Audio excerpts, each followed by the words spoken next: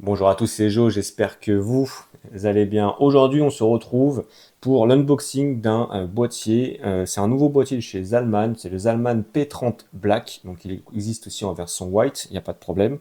Il existe aussi une version avec le mesh à l'avant, donc ça c'est au choix, le prix est quasiment identique. En termes de prix, on le retrouve à 79,99 euros, donc 80 euros sur différents revendeurs. Donc, j'ai voulu tester ce boîtier-là parce que voilà, il y a 10 ans, mon tout premier boîtier, c'était le boîtier Zalman Phantom. Donc, c'est vraiment un très gros boîtier de chez Zalman. Donc, il y a 10 ans, c'était vraiment le top du top. Et je me suis dit, pourquoi pas tester un autre boîtier Zalman 10 ans après pour voir l'évolution. Et quand j'ai voulu commander, je me suis dit qu'à première vue, le boîtier, enfin, vous voyez, hein, il est vraiment plutôt pas mal. Il a l'air d'être sympa. Donc, ce que je vais faire, je vais faire une présentation complète du boîtier. Je vais mettre une configuration à l'intérieur. On va voir ce que ça donne quand ça sera allumé. Et puis moi, je vous dis, c'est parti. Let's go. Donc, on démarre les hostilités avec le mètre. Donc, en termes de hauteur, on est sur du 42,5 cm. En longueur, nous sommes à 44,5 cm. En profondeur, nous sommes à 23,5 cm. Donc c'est un boîtier moyenne taille qui peut aller sur un bureau très bien pour pas prendre trop de place. Donc le petit logo ici, Zalman, bon ouais, d'accord, c'est un petit plus. La connectique, du coup, justement, juste ici, donc un port type C, un port audio, un port USB et le bouton power. Donc c'est bien pensé, je trouve, de le mettre sur le côté plutôt que de le mettre au-dessus. Pourquoi? Parce que généralement, quand votre PC est sur votre bureau comme ceci sur le côté, ça évite d'aller chercher au-dessus les connectiques. Donc là, c'est sur le côté, c'est plutôt pas mal, mais attention quand vous jouez. Quand vous jouez, vous êtes ici, qu'admettons, vous mettez une clé USB ou une prise de jack, faites attention avec vos mouvements parce que sinon vous allez arracher tout ce qui est ici. Mais sinon, dans le but, c'est bien pensé. Ça évite de les chercher au-dessus et même pour le bouton de power et tout ça, c'est pas mal.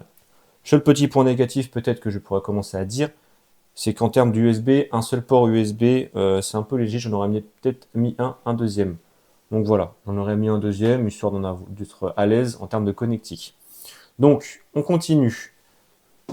Sur le côté, verre trempé. Sur le devant, c'est du verre trempé. Le boîtier est fourni avec 3 ventilateurs RGB. Donc c'est plutôt pas mal. Donc c'est 3 ventilateurs RGB 120 mm connectiques en 3 pins. Et après, c'est adressable RGB, il n'y a pas de souci. Donc les deux ici, la particularité de ces deux ventilateurs juste ici, c'est que les pales sont inversées. Donc l'air va être aspiré puis ressortir de ce côté-là. Donc c'est vraiment pas mal. Pour 79,99 €, donc 80 €, avoir 3 ventilateurs RGB, c'est quand même un petit plus. Donc c'est plutôt pas mal. Donc on va passer à la face hop, du dessus. Donc ça se retire avec les deux petites vis ici. Vous le tirez vers l'arrière. Hop, comme ceci, puis vers le haut. Donc hop, une petite partie en plastique, bon, un peu cheap hein, quand même, hein, le plastique, avec un filtre sur toute la face qui est ici. Mais bon, on voit quand même que le plastique, c'est un peu du plastique cheap, mais bon, c'est pas trop grave. Hop, donc sur la face du dessus, hop, il y a l'emplacement pour mettre 3 ventilateurs sans souci. D'accord. Donc l'espace est vraiment là. Hop, pour retirer la vitre à l'avant, hop, petite pression, il n'y a pas besoin de vis ou autre, c'est juste une petite languette à venir tirer vers nous et on la récupère. Faites attention, c'est fragile, d'accord, donc vous la posez bien à côté. Hop, comme ceci, sinon ça va casser. Donc à l'intérieur, ce qu'on retrouve, de l'espace pour mettre nos cartes mères sans souci. Donc la compatibilité des cartes mères, donc là c'est encore quelque chose que je trouve dommage.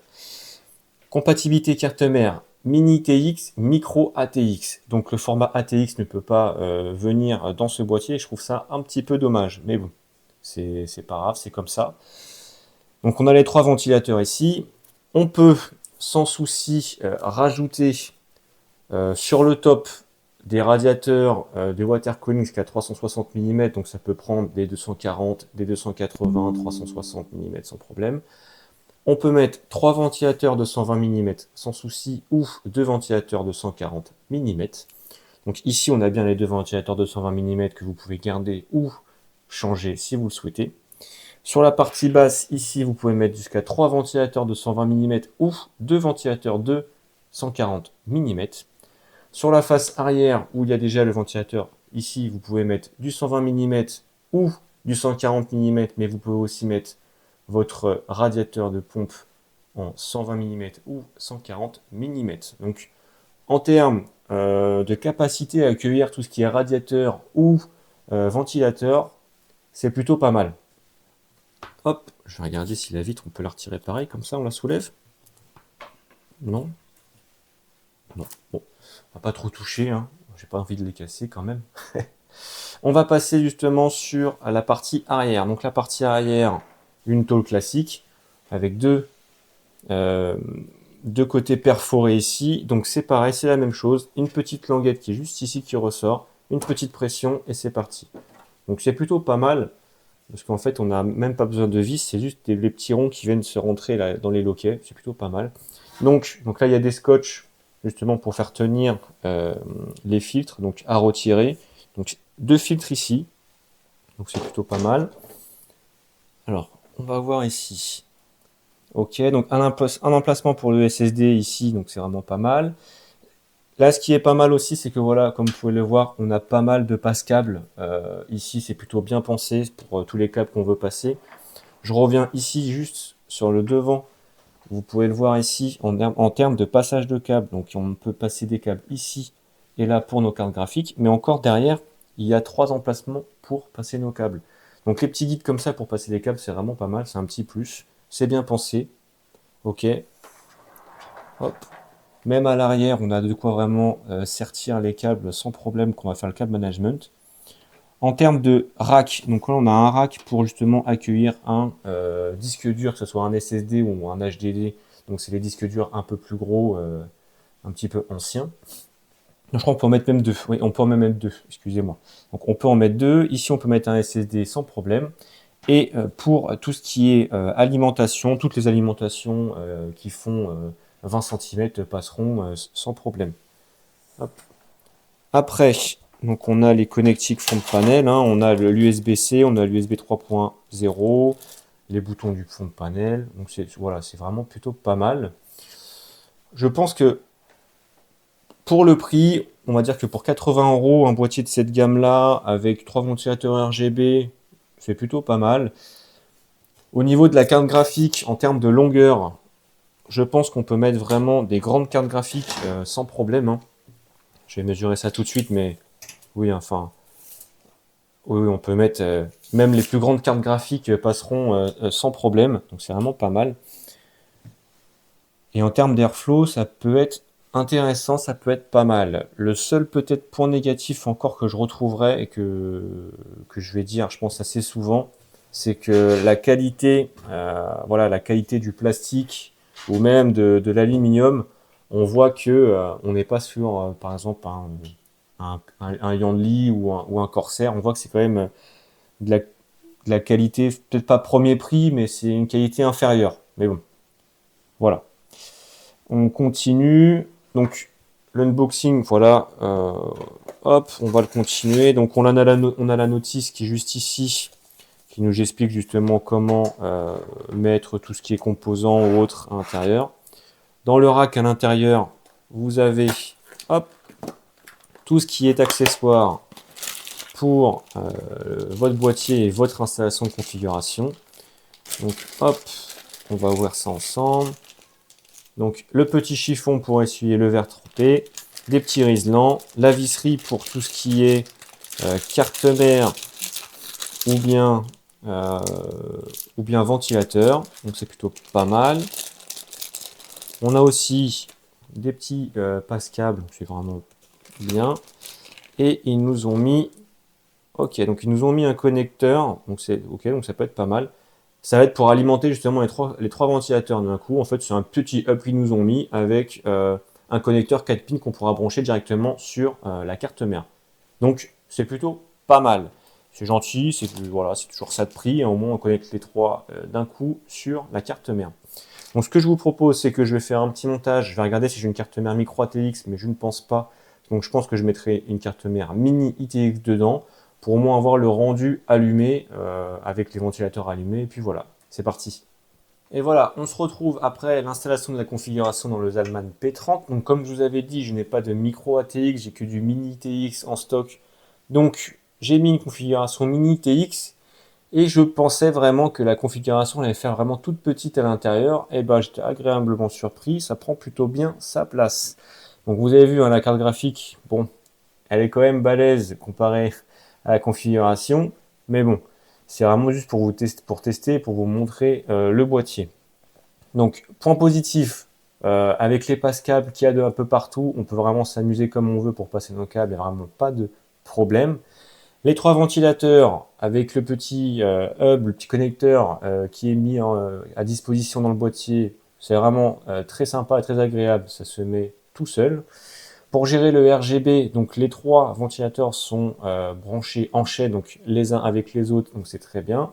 Et le dernier bout ira sur la carte mère. Suivant votre carte mère, c'est le logiciel qui gérera le RGB. C'est parce qu'il n'y a pas de petit bouton reset ou autre pour justement gérer le côté RGB. Donc là, comme vous pouvez le voir, ici, normalement, les cartes mères mini ITX, ça va aller, enfin, micro ATX, ça va aller vraiment jusqu'au maximum et on pourra utiliser les passe-câbles qu'il y a sur les côtés. Moi, vu que j'avais un mini TX, j'ai pas utilisé les passe-câbles sur les côtés pour ma carte pour l'alimentation. Je suis passé directement sur les trous, les emplacements qu'il y avait justement pour. C'est pas moche du tout, ça passe, voilà, c'est très bien. Concernant les passe-câbles pour la carte graphique, donc on peut utiliser ceux du devant, qui a juste du devant, mais il faut vraiment passer les câbles bien avant d'avoir mis le bloc d'alimentation, sinon vous allez être bloqué. Donc moi j'ai utilisé ceux qui sont tout à l'arrière et je trouve que le câble on ne le voit pas forcément. Et puis voilà. Donc dans l'ensemble, les passe-câbles et tout ça c'est vraiment bien pensé. À l'arrière, bon, c'est pas le meilleur câble management parce que voilà, c'est un boîtier que je vais réutiliser juste après. Mais voilà, on a vraiment de quoi sertir nos câbles. Le rack du disque dur, je ne l'ai pas utilisé, donc je l'ai retiré pour justement mettre les câbles d'alimentation et autres en plus, comme ça, il n'y a vraiment pas de problème. Pour mettre la carte graphique en place, donc c'est très bien, c'est toujours ces petites ailettes là qu'on peut réutiliser. Je pensais que quand j'ai vu un petit peu le plastique, je pensais que j'allais devoir aller les arracher, parce que sur certains boîtiers, on doit les casser justement pour utiliser, pour mettre la carte graphique. Là, c'est pas le cas, donc un petit plus. Donc voilà, je vais l'allumer, vous allez me dire, hop, j'ai pas appuyé sur le bouton peut-être. Ah oui, j'ai pas appuyé sur le bouton. Toujours pas. Le PC depuis. Démarrer. Donc voilà. Hop. Donc voilà, la petite configuration qui s'allume tranquillement. Bon, le ventirad, c'est un ventirad AMD d'origine, hein. Voilà, on a mis ça provisoirement avec la RAM aussi. Mais voilà, les ventilos, c'est plutôt silencieux, ont l'air de faire bien le travail. Le côté RGB est plutôt joli. Donc voilà. Dans l'ensemble, je trouve que ce boîtier est vraiment pas mal. Et ce qu'il vaut, c'est 80 euros. Difficile à dire. Oui et non. Parce que voilà, je trouve que le côté plastique un peu cheap et tout ça, c'est un peu léger. Maintenant, il y a 3 ventilateurs d'intégrer, un design plutôt sympa. Mais j'aurais peut-être mis 10 euros moins cher, peut-être. Mais sinon, voilà, si vous cherchez un boîtier de ce style-là, vraiment, c'est vraiment pas mal. Moi, je le trouve assez sympa, mais j'aurais peut-être mis 10 euros moins cher. Donc voilà, j'espère que la présentation de ce boîtier Zalman P30 vous aura plu. Moi, j'ai découvert un nouveau boîtier Zalman 10 ans après, comme vous avez dit, de mon Zalman Phantom. Et je trouve qu'il y a quand même il y a quand même une amélioration déjà sur le design, hein. On n'a plus rien à voir avec les boîtiers qui ont 10 ans. Là, il y a du verre trempé, voilà, c'est vraiment plus qualitatif. Après, il y a quelques axes d'amélioration encore à faire, notamment peut-être sur le plastique, les connecteurs à rajouter. Mais dans l'ensemble, le boîtier est vraiment pas trop mal.